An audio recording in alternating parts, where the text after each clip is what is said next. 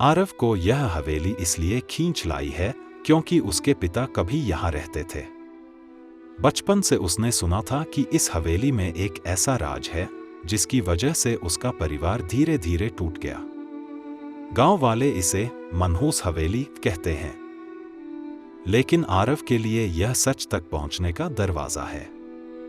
उसके कदम दरअसल सिर्फ हवेली की ओर नहीं, बल्कि अपने अतीत की छाया की ओर बढ़ रहे हैं। बुआ और चाचा से उसकी मुलाकात सालों बाद हो रही है। वो उसे अपनाने का दिखावा करते हैं, लेकिन उनकी आंखों में छिपा डर आरव पढ़ लेता है।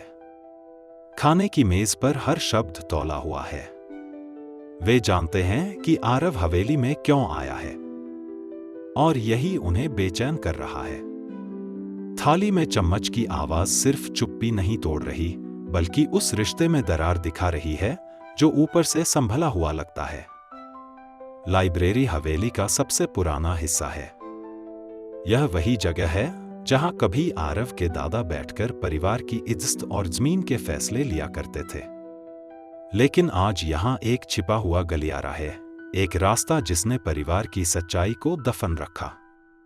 डायरी में लिखा है, राज दफन रखने होंगे।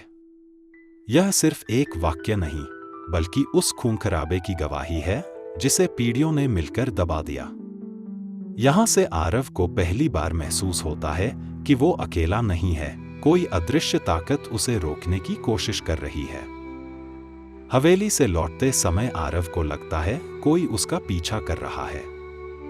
यह सिर्फ उसका भ्रम नहीं है, बल्कि वही अतीत है जिसे वह कुरेद रहा है। जो परछाई उसे कार के शीशे में दिखती है, वह कोई इंसान भी हो सकती है, या फिर परिवार के अपराध की आत्मा। धुंध सिर्फ पहाड़ों की नहीं, बल्कि सच और झूठ की धुंध है जिसमें आरव फंसता चला जा रहा है।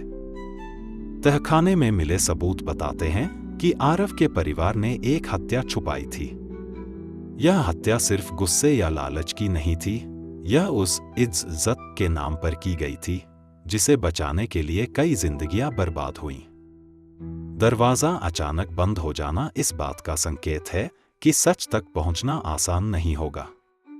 जैसे हवेली खुद उसे चेतावनी दे रही हो, सच मत खोलो, सच मत खोलो, सच मत खोलो। सुबह का उजाला शांति देता है, लेकिन आरव के हाथ में डायरी है, और डायरी में सिर्फ आधा सच लिखा है। पीछे से आने वाली आहट यह साबित करती है कि कोई अब भी इस राज की रक्षा कर रहा है।